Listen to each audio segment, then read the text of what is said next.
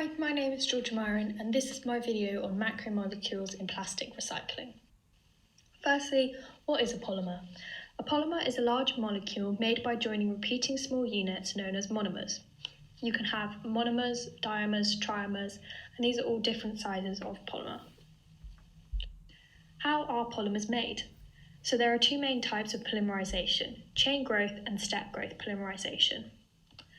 Chain growth polymerization is where the monomers are added one by one to the end of a growing polymer chain. There are three main types of mechanism: free radical, cationic, and anion.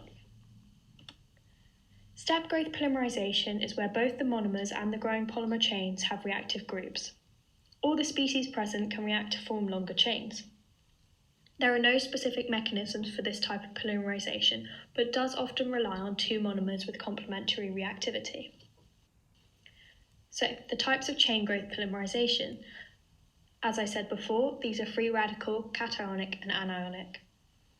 All three of these mechanisms are composed of three stages: initiation, propagation, and termination. In free radical mechanisms, the radical is formed from the initiator. This initiator should be stable at room temperature, but break down into radicals when heated or treated with UV light. The activated initiator can now react with a monomer to generate the reactive polymer chain. Radicals on the polymer chain then add to another monomer unit, extending the chain. This is known as propagation. Propagation will continue until something acts to stop the reactive radical. Then termination occurs, and this can happen by chain combination, where two reactive polymers join together, or by disproportionation, where a proton is taken from another growing polymer chain, creating one alkene and one alkane. Then is cationic mechanisms. This is where an electrophilic polymer reacts with monomer units. This is successful for the polymerization of alkenes that have electron-donating groups and that can stabilize the cation. This commonly uses Lewis acids as the initiating electrophiles, but Bronsted-Lowry acids can also be used, but the anion must be a poor nucleophile to prevent normal Markovnikov addition to the alkene. The monomer reactivity depends on the ability to stabilize the cation, and propagation occurs just as it would in free radical mechanism. Termination can be caused by the loss of a proton from the polymer chain, which results in an alkene, or the chain can react with a nucleophile. The third type of mechanism is anionic. This is where the nucleophilic polymer reacts with electrophilic monomer units. Nucleophiles do not usually add to alkenes, and so a strong electron withdrawing group is required to polymerize these monomers. Again, monomer reactivity depends on the stability to stabilize the anion, and propagation occurs as it has done from free radical and cationic. Polymerization will continue until all monomer is consumed and the monomer is living. If pure solvents and reagents are used, anionic polymerization doesn't undergo termination. So the process will continue until all the monomer is used up, and this is known as living polymerization. This form of polymerization can also be used for the ring opening of cyclic monomers. So now I've talked about how you form a polymer. How would you classify a polymer? So for recycling, there are two main types of classifications that we'll use. Firstly is thermosetting. What is a thermosetting polymer?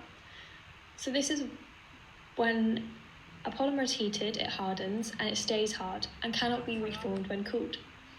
They cannot be mechanically recycled except to be reused as filler materials once they have been size reduced or pulverized to fine particles or powders. This is due to the fact that thermosetting plastics are permanently cross-linked in manufacture and therefore cannot be remelted and reformed.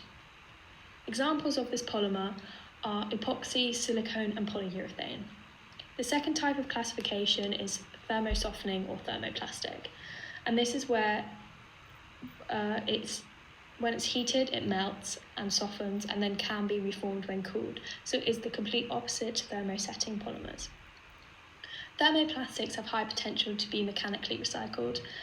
However, the properties do degrade over time and so they don't last forever. Examples of this type of polymer are polyethylene, polypropylene, polyvinyl chloride and polystyrene. So now let's talk about how you actually recycle these polymers. There are three main types: primary, secondary, and tertiary recycling. First, let's talk about primary recycling. This is where the plastics are separated from contamination and are stabilised so they can be reused. It's low cost, it's very simple, and it reuses the products in their original structure. A disadvantage, however, is there is a limit of how many times the product can be used. Secondly, secondary recycling, or known as mechanical recycling. This is where the physical process where the plastic waste will be reformed by cutting, shredding, or washing into granules, flakes, or pellets of appropriate quality for manufacturing and melting into a new product. Only thermoplastic polymers can be used since they can be remelted and processed into end products. It doesn't alter the polymer during the chemical process, and reprocessed material can be blended with virgin material for even better results. Once the plastic is processed into the end result, the amount of the product will be greatly reduced, so there is lots of waste. The disadvantages include substantial initial investment, but it is cheap from then onward. There is a lack of diversity of the solid waste, and the product's properties do deteriorate in each cycle, so this occurs due to the low molecular weight of the recycled resin. The low molecular weight of the recycled resin occurs because of changes in reactions, or the degradation of polymer main chain. These are caused by the presence of water and some acidic impurities, so to make a higher molecular weight, dehydration is a key step in polymerization, in recycling, and removing any acidic impurities. Thirdly is tertiary recycling, or chemical or feedstock recycling. Polymers are chemically converted into monomers or partially depolymerized into oligomers. This can complement mechanical recycling. The resulting monomers can be used for new polymerizations to reproduce the original or related product. These can also be used as feedstock material. This process is effectively reversing the energy-intensive polymerization that was carried out during the manufacture. The main chemical reactions used for decomposition of monomers are hydrolysis, glycolysis, and hydrogenation. Others include gasification, pyrolysis, methanolysis, photodegradation, ultrasound degradation, and degradation in microwave reactors.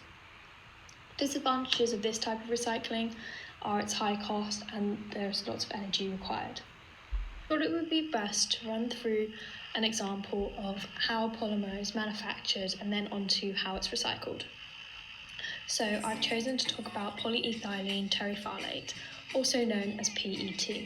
And this is the main polymer that's present in any plastic water bottles that you may find in the supermarket and that you probably use on a day-to-day basis.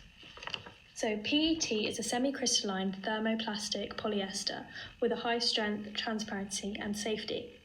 To make PET, the reactants pure terephthalic acid and ethylene glycol are derived from crude oil, and when heated, they form bis-2-hydroxyethyl terephthalate, also known as BHET, and this is mixed with low molecular weight polymers.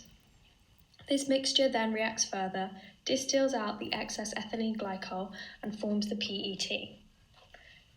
This stage leaves the PET as a molten viscous liquid which isn't useful, so it's extruded and water quenched to form a gas-like amorphous material.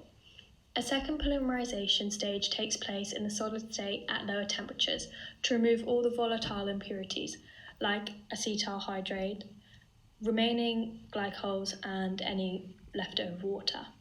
This stage also makes PET have a high molecular weight. This high molecular weight is essential for providing stiffness, toughness and resistance, while subsequently giving flexibility to resist bursting and breaking under pressure. Now let's talk about how you recycle PET. The main recycling of PET is done by glycolysis. This process is important for chemical depolymerization of PET.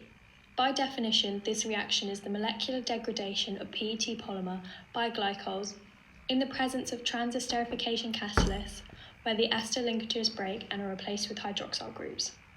ethylene glycol is inserted into the PET chains to give bis-hydroxyether terephthalate, BHET. BHET is a substrate for PET. The overall reaction speed depends on the chemical reactivity of the glycol and on its physicochemical properties such as the polarity of the reaction mixture and its ability to solvate the solid polyesters. PET recycling is still far from perfect. The main issue that stands now is to deliver an efficient, environmentally friendly way to chemically recycle PET. This is an opportunity for upcoming researchers to try and develop efficient and highly selective catalysts that can be recovered and reused. And thank you for watching my video. I hope you learned something new about recycling and macromolecules.